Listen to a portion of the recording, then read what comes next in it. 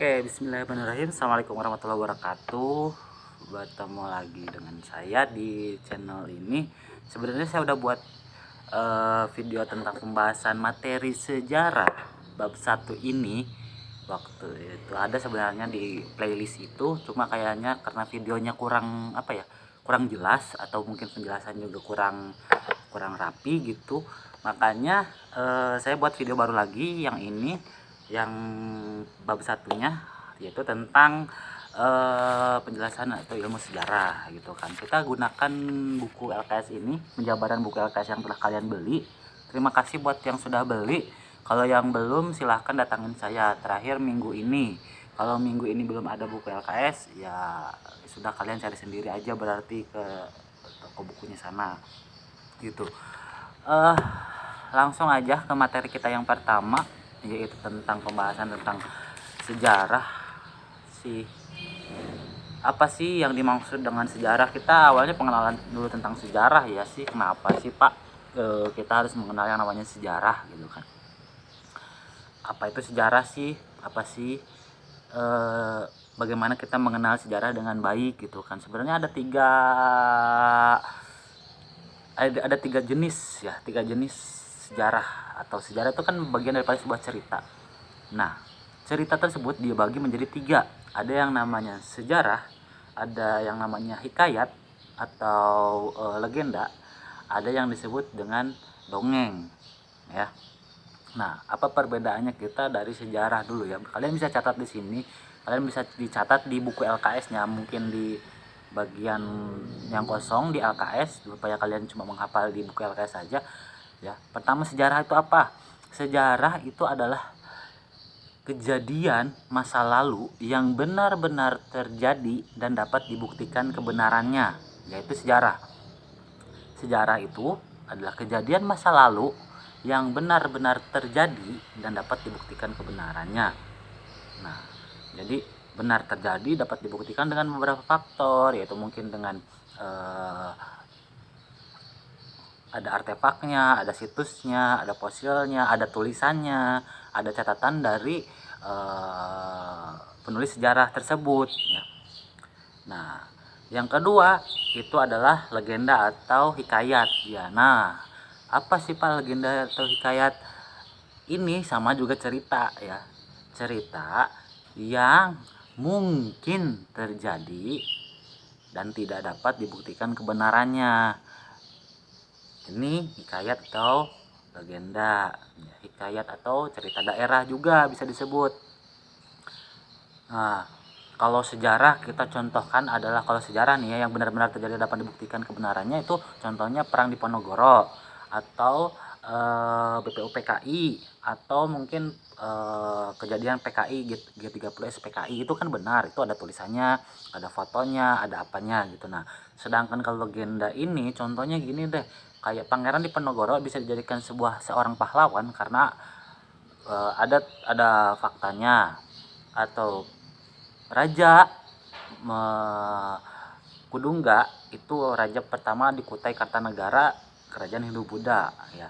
Nah, sedangkan itu tokoh-tokoh raja atau tokoh-tokoh pahlawan. Sedangkan kita punya, mungkin di daerah Kalimantan ini kita punya yang namanya Panglima Burung, Panglima yang mungkin dulu pas zaman penjajahan atau zaman Belanda atau zaman Jepang ikut berperang melawan, tapi tidak dimasukkan ke sejarahnya, ke dalam buku sejarah. Kenapa? Karena tidak ada buktinya, walaupun cerita rakyatnya banyak.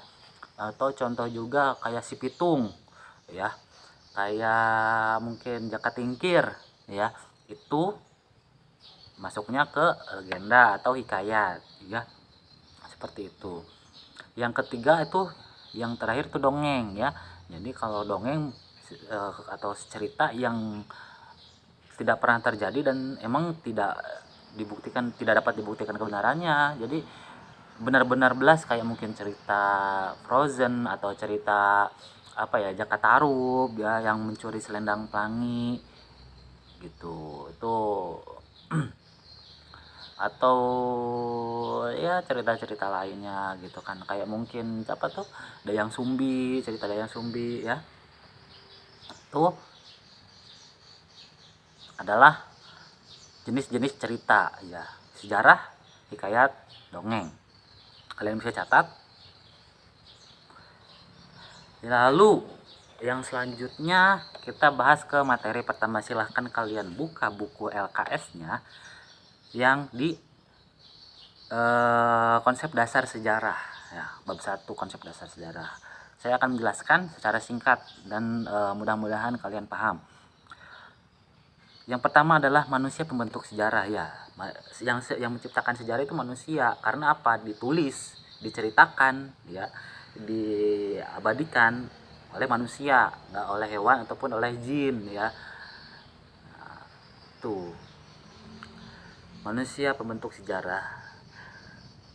Yang pertama dikatakan keterkaitan manusia dalam ruang dan waktu. Ruang dan waktu. Pertama, ruang itu apa sih? Ruang itu ruang lingkup, entah itu wilayah, entah itu lingkungan. Itu tuh otomatis yang ada manusianya ya. Jadi sejarah itu berkaitan dengan manusia, bukan dengan hewan, bukan tentang, jadi menceritakan kejadian manusianya, tidak dengan kejadian hewannya. Tapi kan Pak, toh buktinya kita menceritakan dinosaurus juga, menceritakan tentang tumbuh-tumbuhan. Nah, itu bagian daripada awal proses kehidupan manusianya, bukan tentang si mungkin T-Rex-nya, entah mungkin itu Brontosaurus-nya, bukan tentang hewannya, tapi mereka adalah proses untuk adanya manusia pada saat nanti gitu ya. Jadi sejarah itu cuma menceritakan tentang kehidupan manusia. Adapun hewan atau tumbuhan yang diceritakan tersebut itu adalah bagian daripada kehidupan manusia. Itu ruang. Yang kedua adalah waktu. Jelas harus ada, makanya sejarah itu selalu berkaitan dengan tanggal, bulan, tahun. Tanggal, bulan, tahun itu pasti selalu ada dalam sejarah. Kenapa? Karena supaya pasti aja. Misalnya kayak gini deh, kalian ketika menceritakan jalan dengan teman kalian atau mungkin dengan pacar kalian, mungkin kan misalnya teman kalian emang kapan jalannya, emang kapan gitu jadiannya, tanggal jadiannya, kan kalian harus tahu tanggal jadian kalian berapa atau tanggal jalan kalian.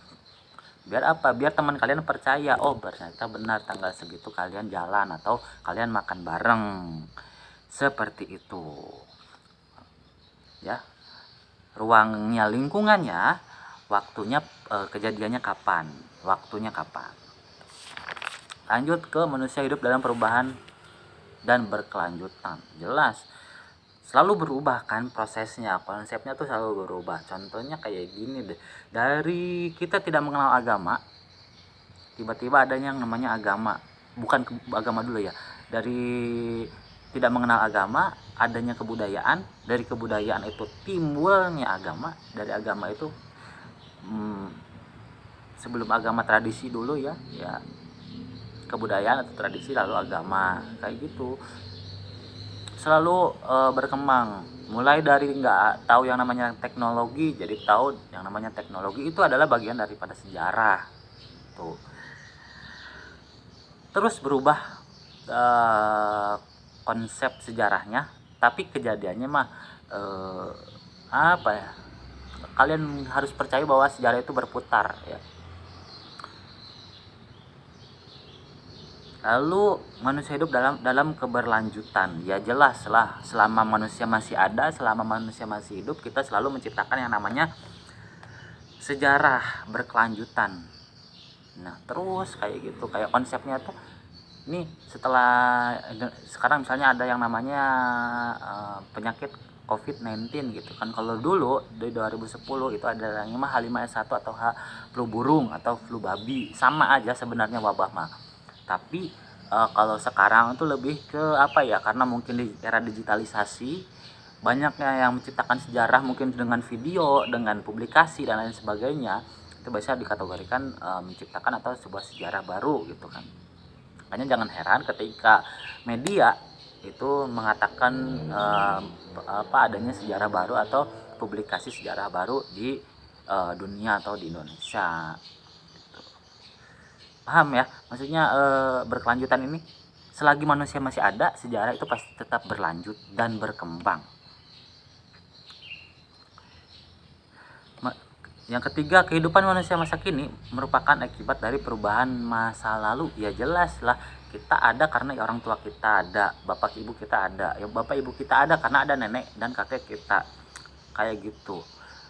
Dan itu menciptakan sebuah kejadian baru. Misalnya kakek kalian dulu tidak kenal yang namanya handphone, orang tua kalian tahu yang namanya telegram, ya.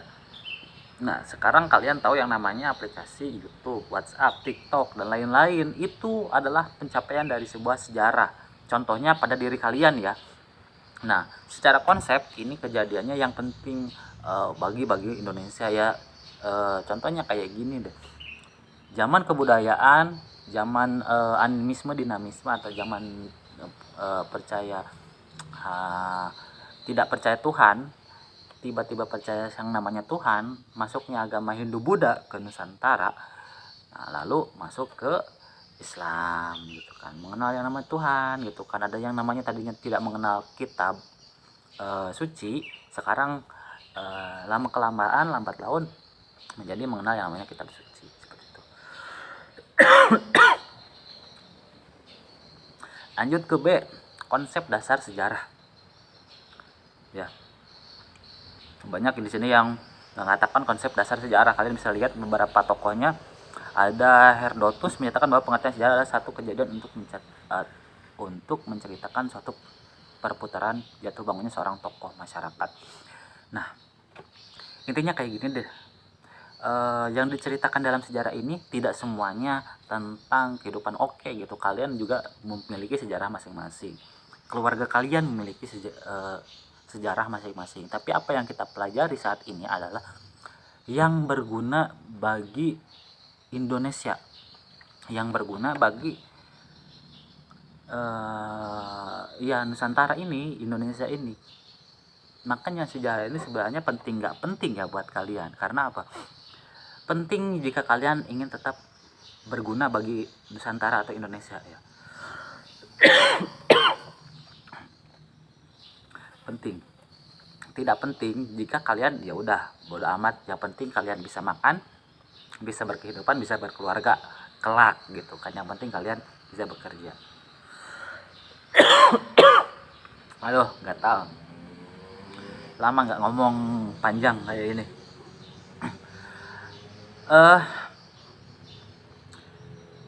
Itu sejarah ini yang kita pelajari saat ini. Kenapa sih Pak, kan nggak penting sejarah, nggak ada dalam pekerjaan nanti kita tentang sejarah ini, nggak ada. Emang nggak penting sama sekali kalau kalian konsepnya seperti itu, berpikirnya hanya untuk pribadi kalian. Tapi bila kalian berpikirnya kalian ingin berguna untuk Indonesia, kalian, kalau saya bilang, bisa diwajibkan untuk mengenal sejarah ini. Kenapa? Proses terbentuknya sebuah negara, proses terbentuknya negara Indonesia ini akibat sejarah. Kalau kalian tidak pelajari, kalian tidak tahu yang namanya proses pembentukannya. Ketika kalian tidak tahu proses pembentukannya, bagaimana kalian bisa membangun Indonesia ya? Ibaratkan kayak gini, kalian tidak pernah bekerja, tiba-tiba disuruh untuk menjadi pegawai atau menjadi kepala kantor cabang bank gitu kan. Otomatis kalian orang awam tidak bakal paham, dan akhirnya bank tersebut bakal hancur atau perusahaan tersebut bakal hancur. Tuh. Gimana sih Pak maksudnya? Gini loh. Di dalam sejarah yang kita pelajari ada yang namanya sistem politik.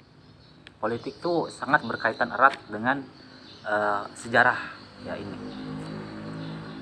Ada yang namanya korupsi, ada yang namanya peperangan. Awal mula kita peperangan kenapa? Karena kebodohan orang-orang Indonesia tidak ingin belajar, ya, tidak ingin mengenal sejarah. Kok bisa? Mereka hanya terfokus dengan kebudayaan di Nusantara pada saat itu. Mereka tidak tahu yang namanya politik, sehingga Majapahit yang segitu hebatnya bisa dikalahkan dengan apa? Cuma dengan politik. Politik apa? Divide et impera atau adu domba. Mungkin yang sering kita rasakan ya, divide et impera itu adalah politik yang digunakan oleh Belanda untuk menghancurkan kerajaan-kerajaan hebat di Nusantara. Kalau Belanda mengatakan ingin berperang dengan Majapahit pada saat itu, Gajah Mada bisa menghancurkan Belanda dengan sangat mudahnya. Berapa ribu pun yang diturunkan Belanda ke Nusantara. Bahkan kerajaan-kerajaan kecil di Nusantara bisa menghancurkan, bisa melawan. Tapi Belanda tahu itu tidak akan work atau tidak akan bekerja di kerajaan Nusantara yang begitu hebat. Akhirnya apa? Ada yang namanya politik adu domba. Belanda menghasut orang-orang kerajaan untuk saling merebut tahta. Ketika ada perebutan tahta, perebutan kekuasaan di dalam kerajaan itu sendiri, maka Belanda akan sangat mudah menghancurkan. Bahkan mungkin kayak orang-orang kerajaannya pun dibeli atau digunakan oleh Belanda untuk menghancurkan kerajaannya dia sendiri. Bisa, itu sangat fakta sendiri. Dan itu yang kita rasakan mungkin sekarang. Kayak ya mungkin COVID tersebut ini banyak yang menggunakan orang-orang politik, orang-orang cerdas ya, yang paham sejarah untuk menghancurkan Nusantara dan mengambil keuntungannya. Kalian bila tidak paham akan sejarah akan sangat mudah digunakan di masa depan gitu kan. Remaja-remaja saat ini itu adalah penerus politik masa depan. Enggak semuanya, mungkin beberapa orang kalian, tapi bila beberapa orang kalian tersebut tidak sama sekali mengenal sejarah atau memahami sejarah, ya wassalam, Indonesia kedepannya ya akan hancur, akan tetap seperti itu. Akan mungkin balik lagi dijajah, mungkin bisa saja terjadi, sangat bisa terjadi.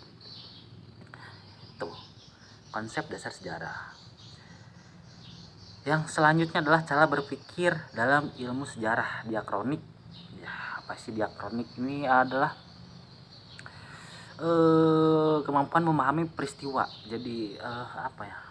Ya kayak kok bisa gitu kejadiannya. Misalnya contohnya kayak tadi perang Pangeran Diponegoro. Diakroniknya apa nih? Memahami kejadian kok bisa gitu kan kejadian yang namanya perang Diponegoro, karena adanya apa? Pembentukan jalan di atas makam keluarga Pangeran Diponegoro gitu. Yang kedua ya mungkin ya karena apa ya, Pangeran Diponegoro udah nggak mau gitu kan rakyatnya dijajah atau dikuasai atau disuruh-suruh oleh bangsa asing gitu kan, yang tidak dibayar sama sekali atau diambil keuntungannya sebanyak-banyaknya. Tuh, itu diakronik ya. Sinkronik itu harus jelas.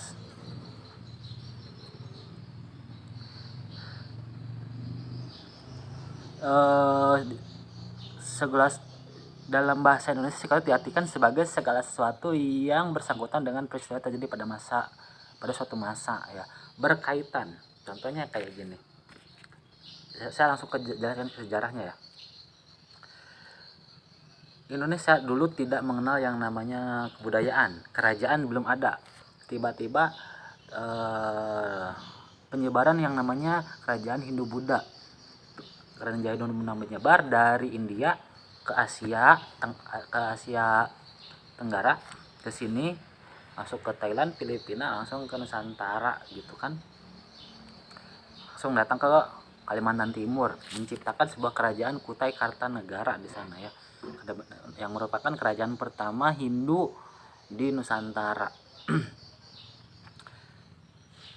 Itu berpikir sinkronik. Kenapa adanya kerajaan Hindu-Buddha? Karena adanya di Nusantara, karena adanya penyebaran agama Hindu-Buddha yang dilancarkan oleh India. Untuk apa? Untuk penyebaran wilayah kekuasaan. Nah, contoh sederhananya dalam keluarga kalian, mungkin kenapa orang tua menyekolahkan kalian supaya kalian pintar. Kenapa? Tapi secara mundur ya. Kenapa kalian disekolahkan? Supaya kalian pintar. Kenapa kalian supaya pintar? Supaya bisa berguna atau kalian bisa menghidupi kebutuhan kalian sendiri ke depannya gitu kan. Seperti itu. Berkesinambungan, sinkron. Artinya keterkaitan dari satu peristiwa ke peristiwa lain. Tuh. Yang selanjutnya adalah kronologi atau kronik. Kejadiannya seperti apa ya, peristiwanya gimana gitu kan. Ya secara sederhananya sih kalau kronologi dan kronik ini adalah alur waktunya. per tanggal kejadiannya. Contoh sederhananya dari BPUPKI, karena ada dari BPUPKI berubah menjadi PPKI dan akhirnya menciptakan yang akhirnya menciptakan proklamasi. BPUPKI itu penciptaan Jepang, PPKI karena orang-orang Indonesia tidak ingin diawasi oleh Jepang, dan proklamasi itu adalah hasil dari sebuah keputusan PPKI tersebut. Ya. Indonesia ingin merdeka, mengajukan kepada Jepang, Jepang memberikan tapi diawasi. Itu BPUPKI. Nah, akhirnya PPKI, apa tuh PPKI? Karena ribet ya. Masa iya ada penjajah atau ada yang menguasai kita, membebaskan kita dengan begitu mudahnya. Akhirnya orang-orang Indonesia membuat PPKI yang tidak diawasi oleh orang-orang Jepang pada saat itu. Yang selanjutnya adalah proklamasi. Akhirnya kemerdekaan yang awal mula terbentuknya Indonesia. Itu. Secara sederhananya sih kayak kausalitas, generalisasi ya, keseluruhan itu interpretasi dan sama aja. Intinya kalian jangan terlalu ribet di sini di materi bab 1 ini.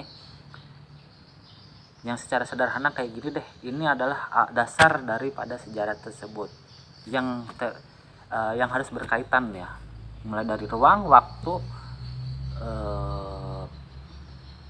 logis dan nyata. Itu. Yang terakhir ada periodisasi. Iya, periodisasi itu contoh-contohnya kayak ada, nanti kita mempelajari yang namanya periodisasi itu kayak zaman bumi, ada yang namanya zaman manusia ya. Zaman bumi itu awal mula terbentuknya bumi sampai adanya kehidupan. Kalau zaman manusia itu dikatakan awal mula terbentuknya manusia sampai menjadi manusia yang sempurna. Itu. Oke, mungkin sampai sini saja dulu pemahaman kita untuk ini. Jangan terlalu pusing dulu di sini. Semoga kalian paham. Mungkin saya juga menjelaskannya agak sedikit panjang, tapi mudah-mudahan kalian mengerti. Kalau begitu, kalau ada pertanyaan silahkan tulis di kolom komentar, dan silahkan kalian kerjakan uji kompetensi siswanya di LKS tersebut yang bab 1 ya. Bila ada pertanyaan atau apa bisa tulis di kolom komentar dan ataupun di chat di WA grup, nggak masalah ya. Tuh. Jangan lupa di like dan di subscribe juga, saya mohon dengan sangat, supaya lebih semangat saya untuk membuat video ya.